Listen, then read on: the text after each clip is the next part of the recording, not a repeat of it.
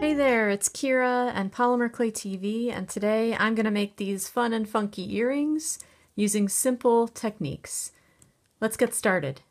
Today I'm going to play with texturestax, and this is a stacking set of stamps that we created along with an American manufacturer.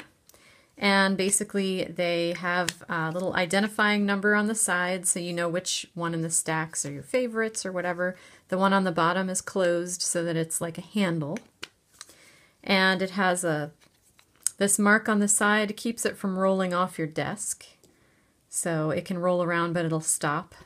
And this is the hearts. These are TJ Floyd's designer collection, and she designed these hearts with us to use for this tool. And the awesome thing about the hearts is that they create a raised design. So what you're going to want to do with texturestax before you use them is give them a little rinse, or maybe a little touch up with a bristle brush, because they're made with a laser and there's a powder sort of residue that can stick down in the cracks unless you are careful in getting that out first, and it can get on your clay. So you'll probably want to make an impression with each just to see what they look like before you use them in a project. But here's this one. And we love them because next you can take some powder or paint or whatever you want and highlight that design.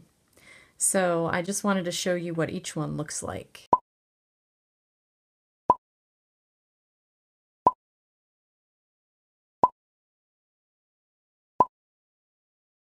Notice that my technique involves pressing the clay into this stamp more like as if it were a mold, because I really want the clay to get up into the design and make that deep impression. If you were to just take your stamp and press it down on the clay, you're going to get a different look. So I'll show you that in a second. You can also use these as if they were a regular old rubber stamp, because they are.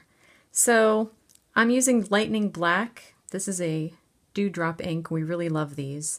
Lightning Black is almost like an antique gold. And since this one kind of looks like wrought iron, I'm just going to ink up my stamp and stamp this clay.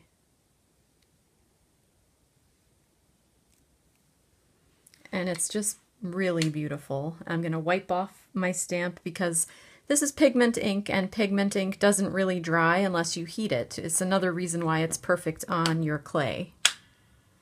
Now I have this delightful stamped image, and you can cut it out with a circle cutter and stick it on something else.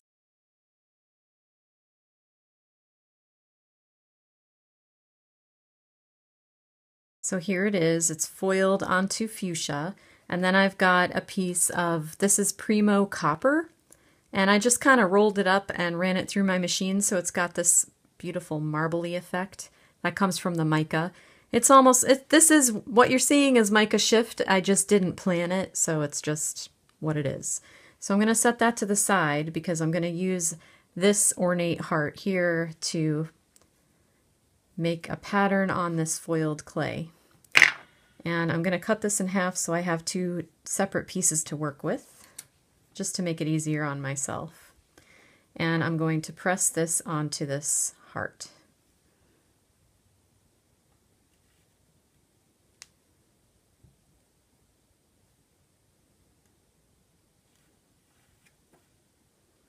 I just want to pick up the raised areas of the design.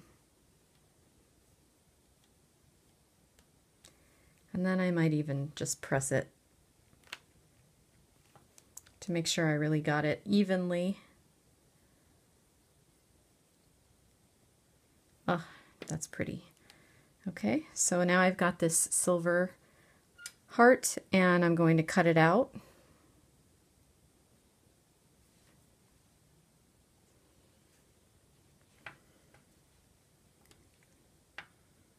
And I'm using the inner circle on my set of graduated cutters. It's perfect for cutting out our texture stacks. It's just the right size. And let's do the other one. And this is how you can take, you know, somebody else's pre-made tools and turn them into just something really simple, quick, beautiful, and easy in no time at all. I'm going to make a pair of earrings.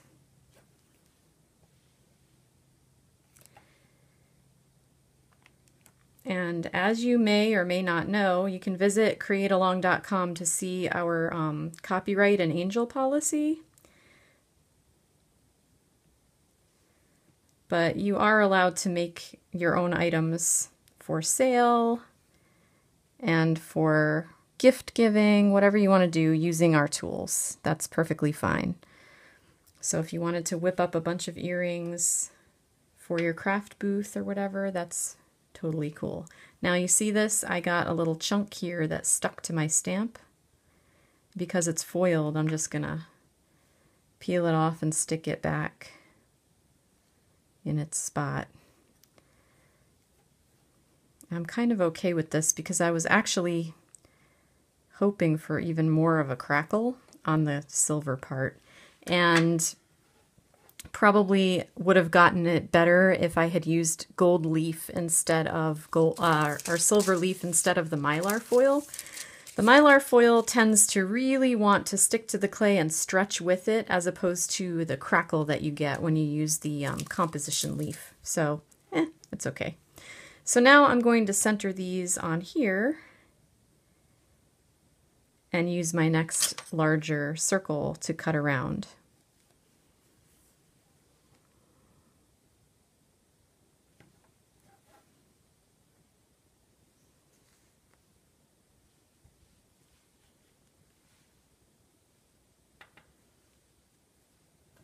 And make holes on top and bottom.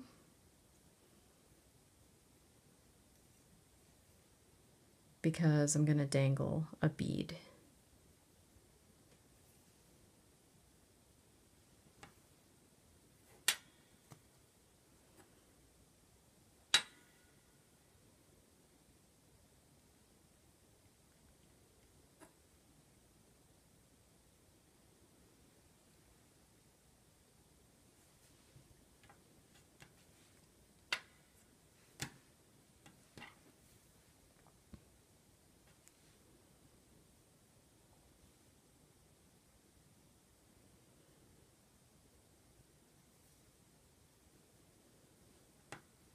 And there are all kinds of other fun things you can do. You could add a texture to the edge.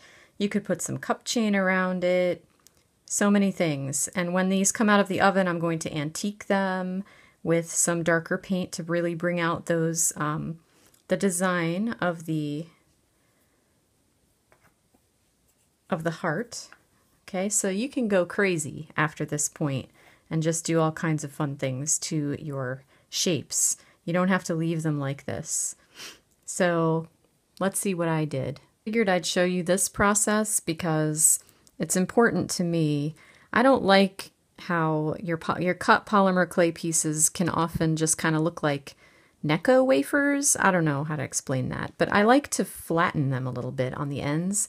So I'm using one of my metal texture stamping tools, and this one happens to be just a circle with lines on it. And I'm going to do it on the baking tile and just press this circular design around the outer edge. And the reason I'm on my baking tile is in case the clay wants to kind of get stuck down, then I don't have to move it again. But I'm just making these marks around the outside, which is going to decorate and make a more finished looking edge on that clay. And now I'm just going to bake it. I'll show you how to get a nice finish on these. I've got some Liquitex Basics. And the color is raw umber. You can also use burnt umber. I like the sort of cool color that the raw umber has, as opposed to the burnt umber, which is more of a warm color. So I'm just gonna put this over the entire piece here with a nice stiff little brush and get it down in all the cracks. And then I've got a cotton rag where I'm just going to wipe it back. This is antiquing. It's one of the easiest ways to make something look finished. See that? As opposed to unfinished. And it brings out the textures and everything so you can see what's going on there.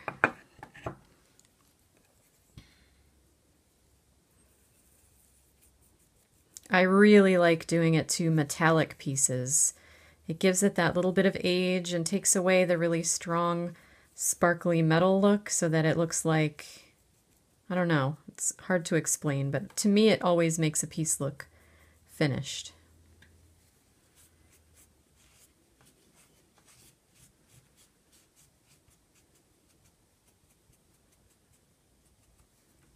So there's my two pieces, and I'll let the paint dry and then string them up.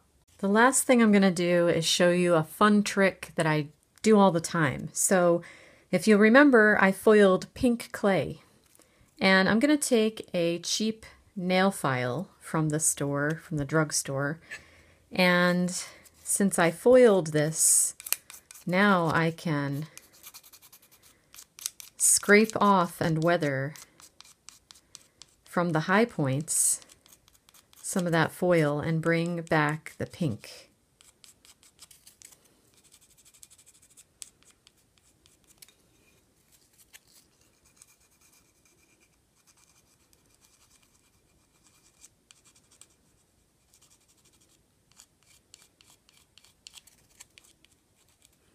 And you can spend as much time or as little on this part as you want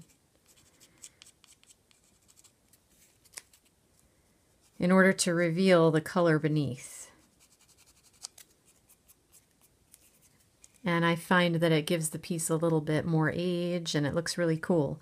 So now you could leave it like this. You could put a little liquid clay on it if you want to shine it back up again. Whatever you want to do. I'm going to leave them looking rustic. Here are my finished earrings. I just added some copper findings and a bead.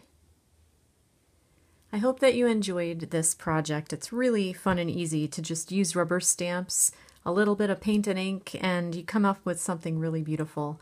I love doing this before I go out. One of my favorite things to do is say, I don't have a pair of earrings to match this outfit, and it only takes a few minutes to whip them up. So come on over to polymerclaytv.com to find lots more projects and some of the tools and supplies that you saw me use. We'll see you next time on Polymer Clay TV.